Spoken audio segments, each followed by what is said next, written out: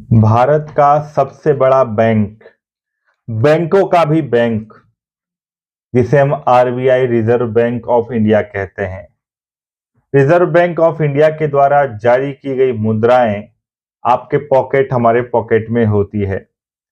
RBI का governor Bharat के financial system में, वित्तीय क्षेत्र में सबसे प्रमुख पद होता है, सबसे प्रमुख व्यक्ति होता है।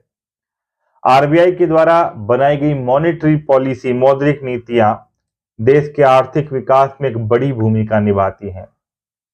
सरकार का सरकारी बैंक आरबीआई। दरअसल आरबीआई की स्थापना अंग्रेजों के जमाने में, ब्रिटिश कॉलोनियल रूल के समय पर 1 अप्रैल 1935 को हुई थी।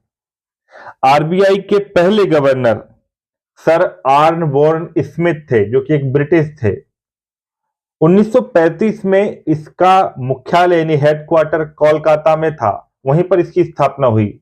बाद में 1937 में 2 साल बाद इसको मुंबई शिफ्ट किया गया, जहां आज इसका कार्यालय मौजूद है।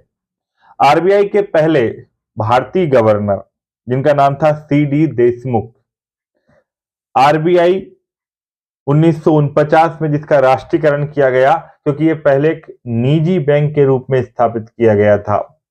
आरबीआई देश में मॉनेटरी पॉलिसी को लागू करता है, कैश का सर्कुलेशन मॉनिटर करता है। आरबीआई विदेशों में भारत सरकार के बैंक के रूप में कार्य करता है। जब कभी हमें पैसे की जरूरत होती है तो हम किसी बैंक के पास जाते हैं, मगर जब बैंकों को पैसे की जरूरत होती है तो आरबीआई के पास जाते हैं। आरबीआई बैंकिंग धोखाधड़ी से रोकने में जनता को जागरूक करता है और बैंकिंग लोकपाल के माध्यम से बैंकों को भी अलर्ट करता है। कोई भी बैंकिंग सिस्टम में कोई भी किसी भी तरह का रेगुलेशन या मॉनिटरिंग आरबीआई ही करता है। आपने अक्सर सुना होगा, कई सारे बैंकों पर आरबीआई पेनल्टी लगा देता है, कुछ के लाइसेंस सस्पेंड कर देता है। कोई भी कंपनी को यदि बैंक बनना है तो बैंक के लिए लाइसेंस उसको आरबीआई ही देता है। कोई भी एनबीएफसी को भी अगर काम करना है तो लाइसेंस आरबीआई से ही लेना पड़ता है। तो आरबीआई भैया हमारी मॉनेटरी सिस्टम का सबसे प्रमुख अंग है। पूरे देश की अर्थव्यवस्था की रीढ़ आरबीआई को आप कह सकते हैं।